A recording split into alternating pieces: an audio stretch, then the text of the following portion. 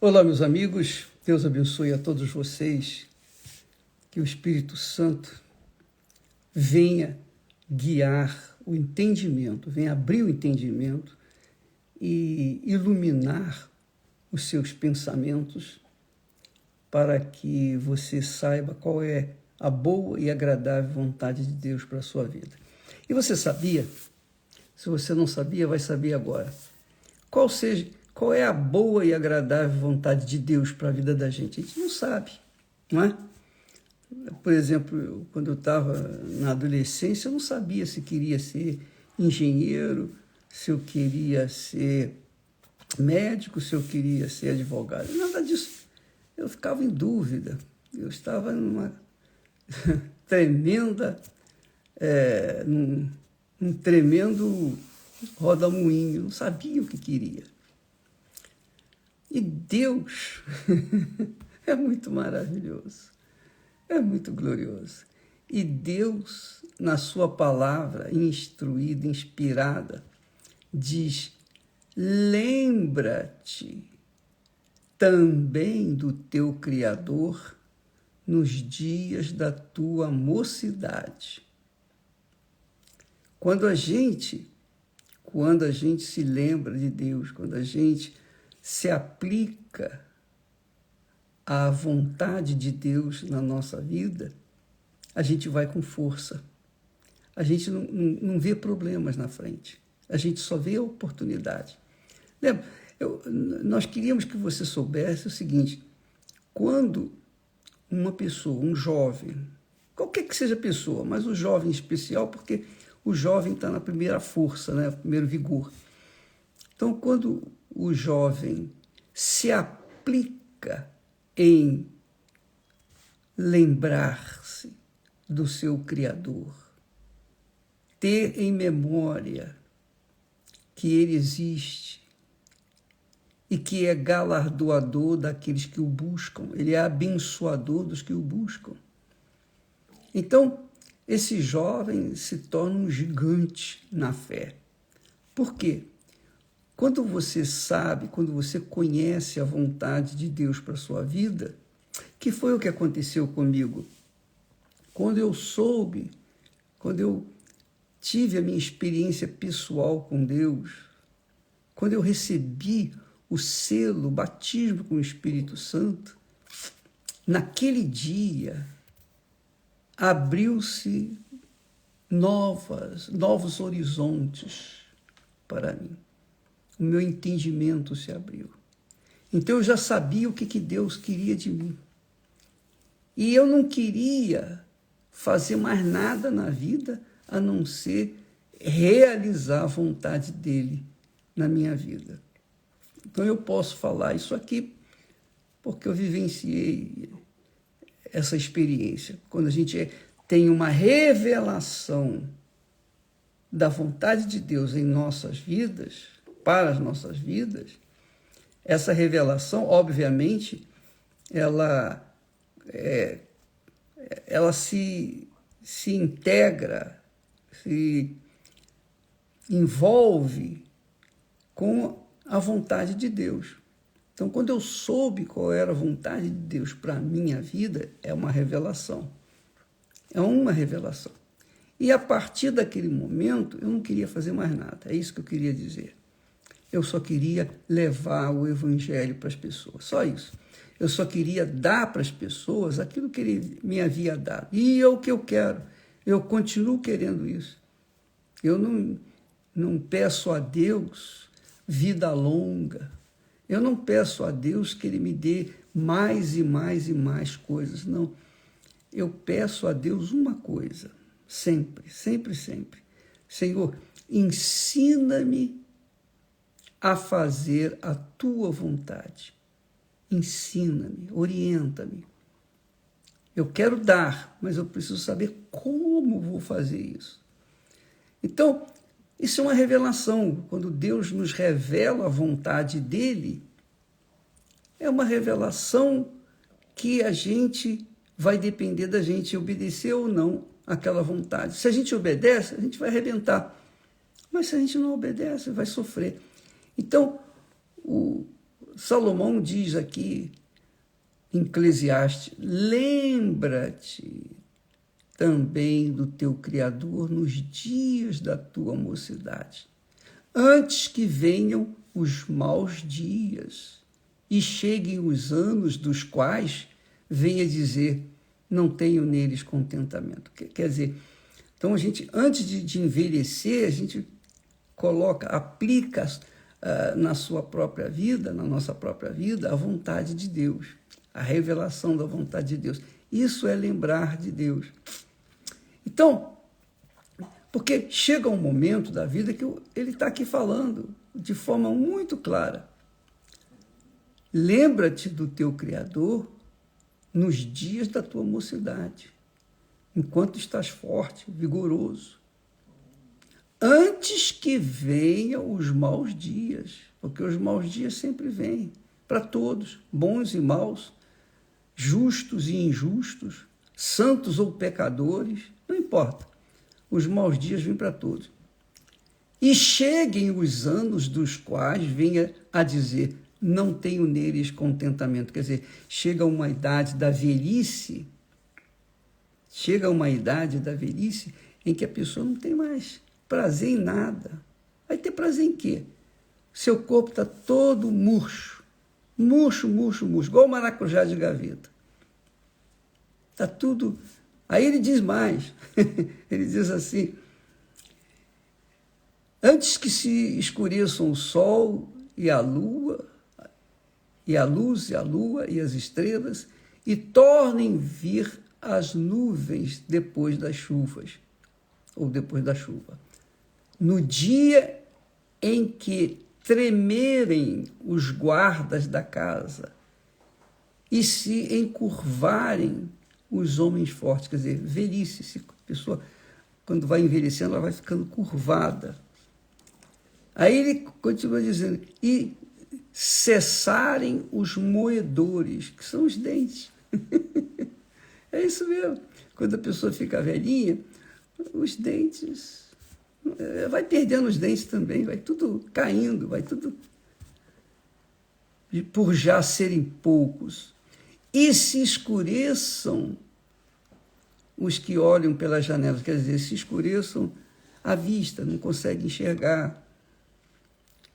Isso tudo, todo ser humano passa, se chegar à velhice, se chegar até a idade avançada.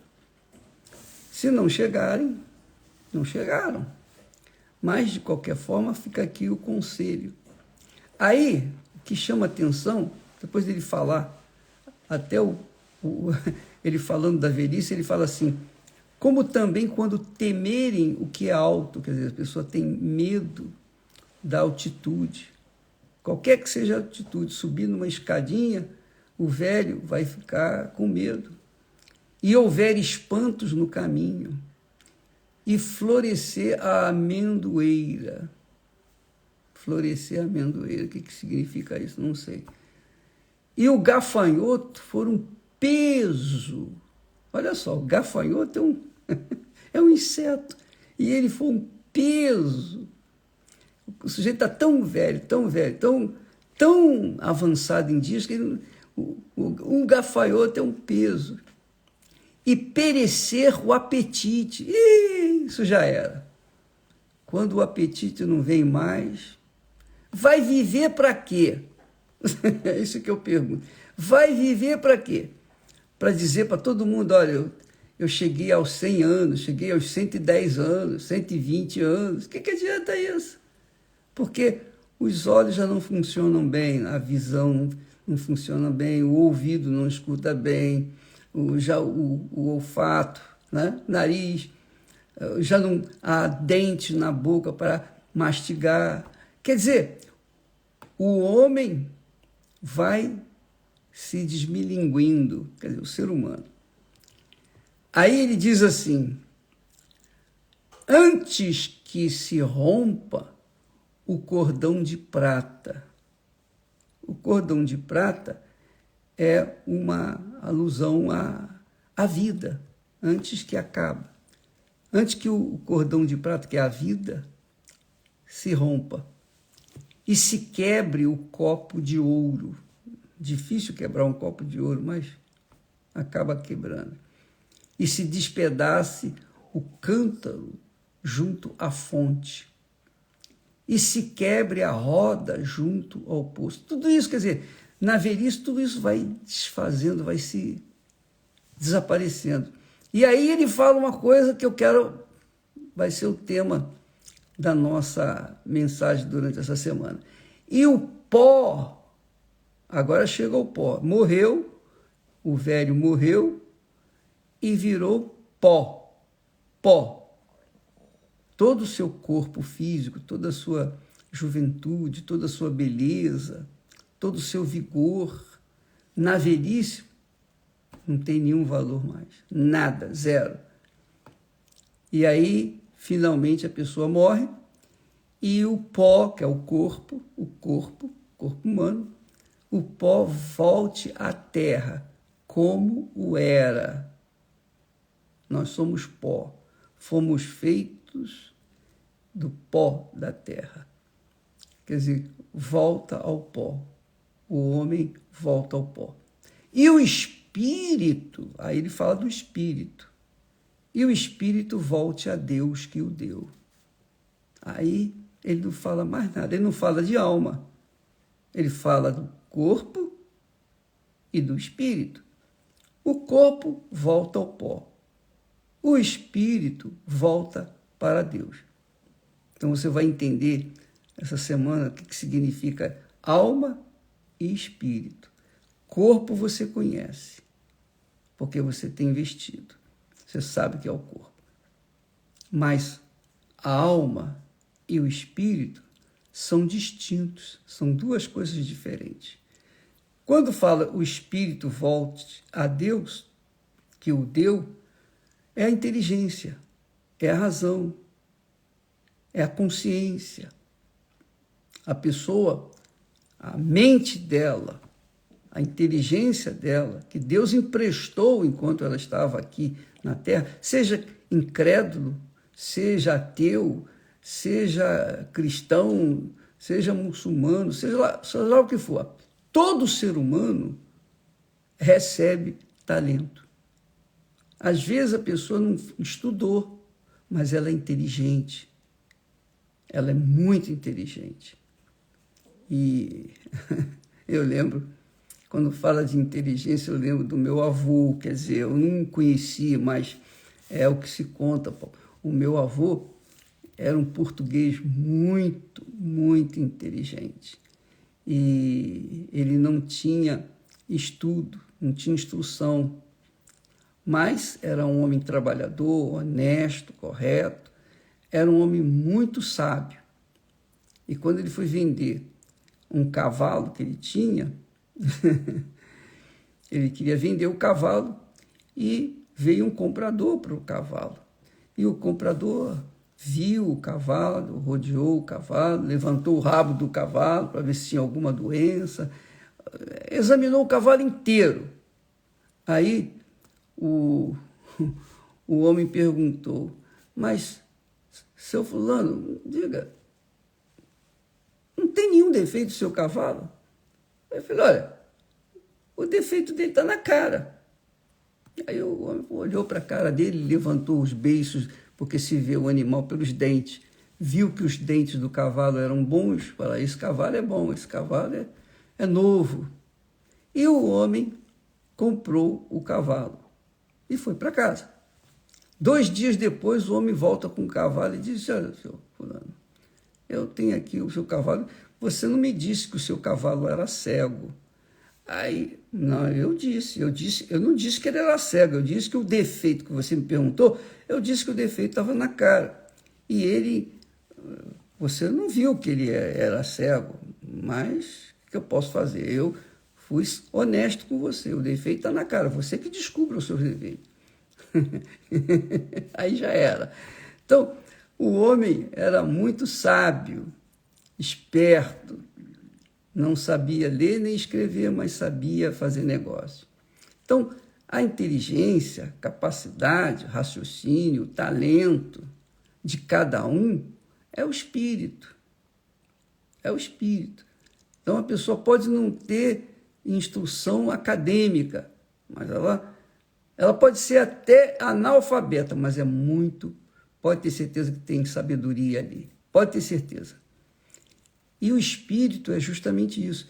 Essa inteligência que Deus empresta para todo ser humano, quer dizer, aqueles homens que criaram um avião, outros que criaram foguetes que vão à Lua, os cientistas, tudo isso, Deus empresta a sabedoria dele para o ser humano, que é o Espírito. Empresta a sabedoria.